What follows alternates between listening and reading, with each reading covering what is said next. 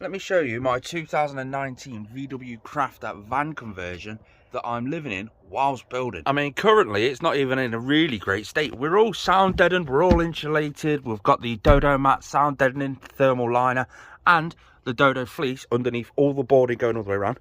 We've got a king size bed there on the IKEA slats, and we've got some windows. One just there, an opening window that we've installed, and there's another one on the sliding door this side. So for those who found out the little tip there, one, it's the middle of winter and we have no heating. Number two, we don't have any electric installed into the van just yet. That's where this comes into play, the EcoFlow River 2 Pro. More on that slightly later because they've actually sponsored this video.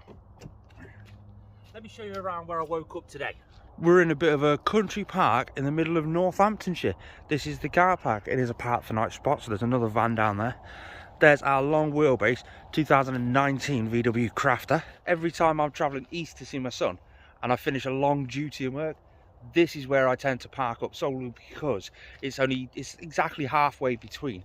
So after I finish a long shift at work, it's only 2.5 hours driving to actually physically get here. And I don't know, I just like this spot. It's fairly quiet, a bit of a distance away from the main road, and there's loads of wildlife around. When I wake up and I've got no heating in the van, the number one thing I need to do is warm up a bit. So I can jog on the spot, I can go for a walk, I can down the cycle path. There's a big cycle path that runs for hundreds of miles all the way down. That is, unless I want to have a bit of a lazy morning, then I can just turn on the EcoFlow River Pro.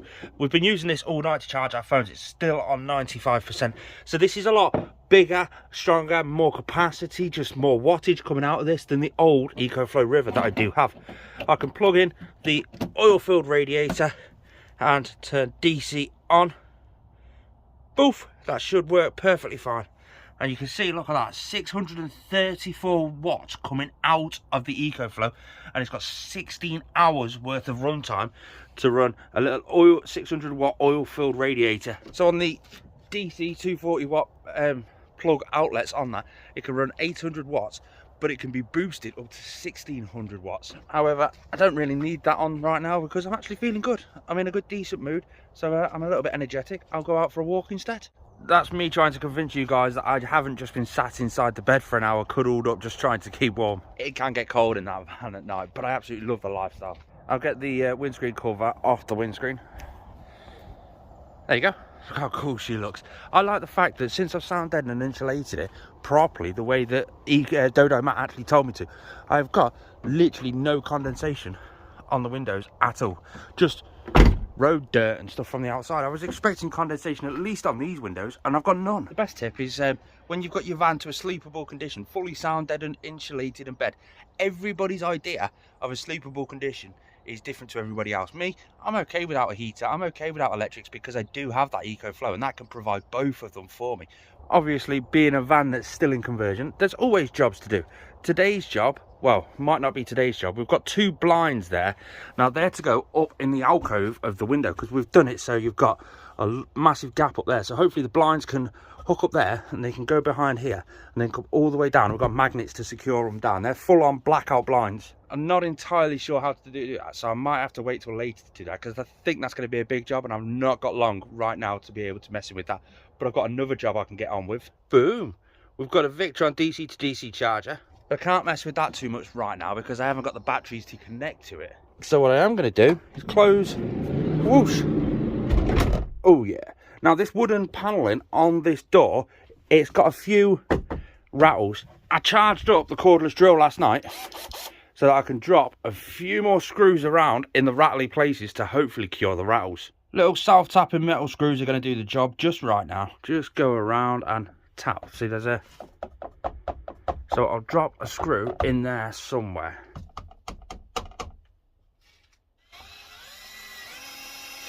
And then just go around the van, finding more rattles and screwing them. Absolutely perfect. Got it sorted. It was just one of those annoying rattles you got while you were driving along. So it's just a little joy thing that I've fixed. Even the wildlife is coming to say hello to us. Now you may have seen these bits of wood just here. They're to go on the sides underneath the garage once I've finished insulating and sound deadening that. I need to mark them up, get them cut, because they're a little bit tall for the brackets. You can see where I've cut them out over the past, and I just need to trim them underneath. But I've got to measure them, mark them, all that sort of stuff. And to be fair, this is the main reason why I got the EcoFlow River 2 Pro, because I can plug electric power tools into it. Let's get that in, DC on, and let's see if it does work. Perfect. And it only takes 300 watts. That took off the actual unit itself. That's not bad. 300 watts is all it drew off that EcoFlow River 2 Pro. At least now I know when I come round to it, I'll be able to use that to help me out. It's just another one of those jobs that I can do while I'm on the road. All these people that are going to be parking up in these really nice remote locations, and there's me with a jigsaw going. We've also got these little bits of wood as well. They're from the window cutouts. The hole in the middle just there.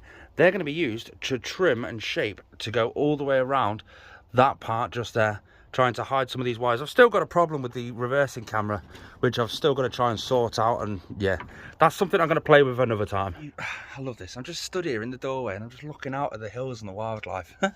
It just catches me off guard every now and then. But you might be asking yourself, how do I cook, clean, shower, go to the toilet? Well, it's all fairly simple. I spent the last 8 months living inside a micro campervan where I didn't have any of that, so I'm used to that sort of lifestyle.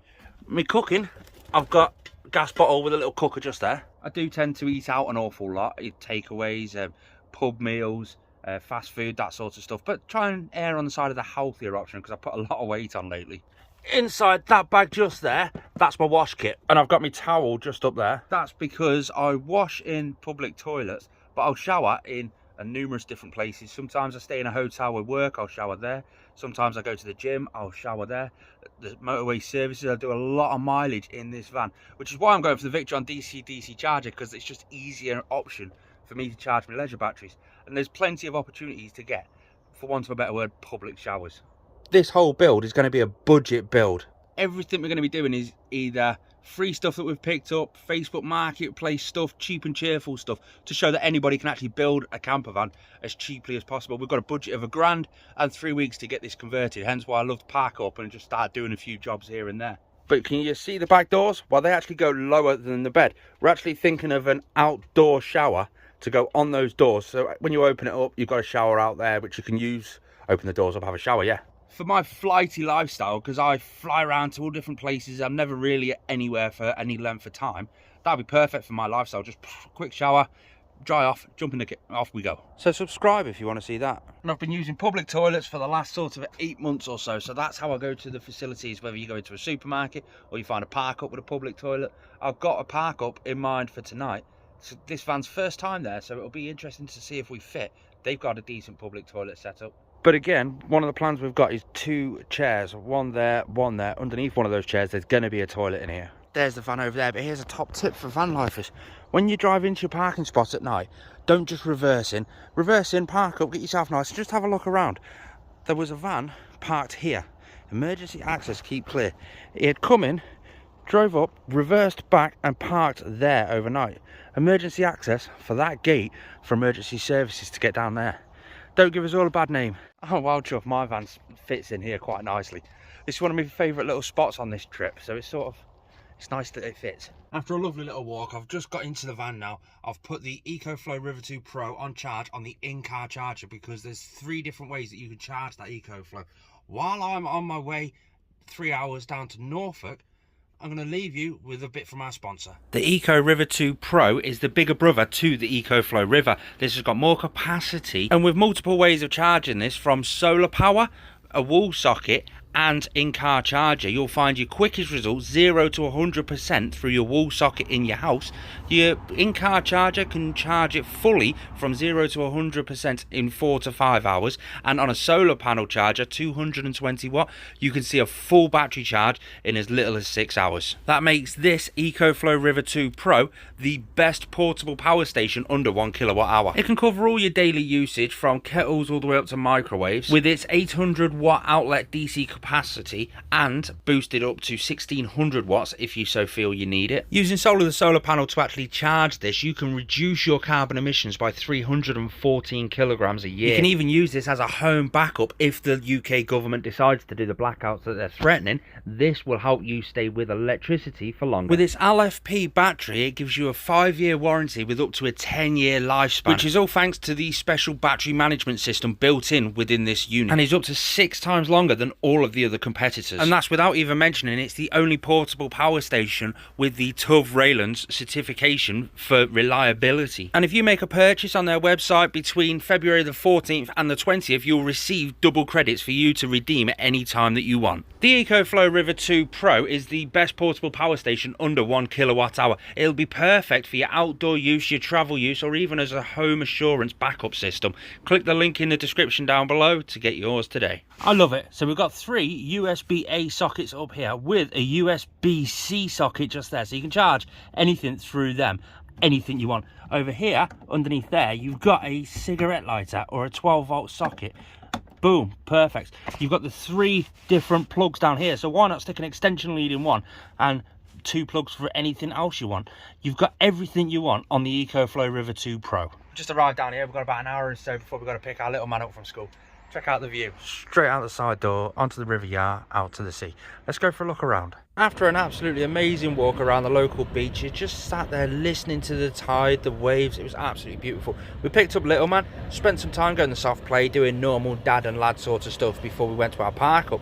Got a good night's sleep, but it did drain the EcoFlow through the night with the heating. This was our spot the next morning. Obviously, it was dark when I got there. Couldn't really show you anything. Couldn't really do any filming. But lovely flat place, public toilets, public facilities right on the Norfolk Broads. How beautiful is that for a nice little walk in the morning? But we went, picked him up. That's my weekend with little man done. It's time for me to head back north and head into work. 5-hour drive left. Later that night, parked up in work, plugged it into the wall socket. 800 watts going in. It's currently 47 minutes to charge it fully on the plug. That was a nice easy short shift in work, but we've just come down to our local little park up here, a nice quiet little place. We'll drop the EcoFlow on the solar panel, give it a little bit more boost of a charge, and then we'll start working on the garage area. The light's starting to fade, but I've had an epiphany. You see, I'm getting fed up of not being able to film at night and having just daylight hours of filming because of the light. I went to my lockup, and back from one of my filming days, I got me one of them light boxes. Granted, it's from my old filming days, so now I've got the EcoFlow River 2 Pro. I'm going to plug it in. There we go. So we'll turn it on just so I've got a bit of light, and I think the plug, can't really see it, it's down there, and then I press the DC button, which is there, hold it in for a few seconds, let go, and then there's a light switch just here. Let's see if it works. Both, we've got lights. Let there be lights. See, look, I can see right the way underneath now. I love this. It's only taking 40 watts of power from the EcoFlow to actually run this, and now I can see you at night time. Granted, it's a bit illuminating with all the windows open, everyone can see what I'm doing, but it's a win. I like wins. But underneath the garage, this is the one piece that I didn't sound deaden and insulate perfectly. So it's all been sound deadened, and it works perfectly. First off, I've got the Dodo Mat thermal liner. I've got to install that on all the external panels, the wheel arch, everything, and then I've got to fill it up with the Dodo Mat fleece. You would have saw this on the last video. It's just steal off the sticky backing, put it on, and go for it. I might get a warm bum when I'm in bed now. It's actually really amazing how good this Dodo Mat thermal liner actually is, because it just totally eliminates condensation. Now, I've heard that it does it in the past, and you just sort of take it in a pinch of salt, don't you? I mean, how could it possibly do it? And I've been in the van now for about a week, and it really does work. I wake up with no condensation over the windows or anything anymore. It does it by basically blocking the heat transfer from inside to outside and outside to inside, completely eliminating the condensation on the inside. Now, granted, there's some bits that you're gonna miss dotted around it on the inside, bits you can't reach and stuff. They still condensate, but the bits that you get, they don't. This stuff is exactly the same scenario as you pay for what you get for, because it's not the cheapest. I mean, it's the most budget one that they sell, but you pay for what you get for it. It really is top quality stuff, this Dodo mat stuff. I've always used cheap and cheerful sound deadening and insulation products off eBay, and I've always been happy with the results until I got this. Now I think, how was I ever happy with the results on the last build? This is just so much better. It's nice to be able to drive down the road and not hear any road noise because the sound deadening is so good. But then on the flip side, it's nice to be able to sleep and not hear the car passing and stuff like that. It's all thanks to this stuff. Then we've got the Dodo fleece liner. That's that stuff there. It's made from recycled plastic bottles. It's like a thermal insulator. And if you watch me TikTok, this isn't flammable or it doesn't catch fire. It melts before it actually catches fire.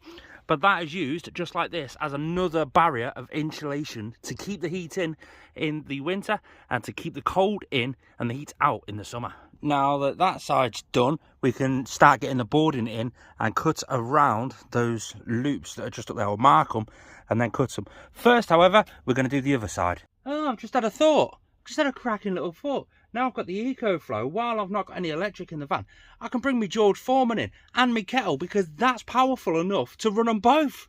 It's the little things that matter, isn't it? But it's 11 o'clock at night now, so I'm not going to start jigsawing. I'll save that for the next video. If you're new around here, please subscribe. Peace out.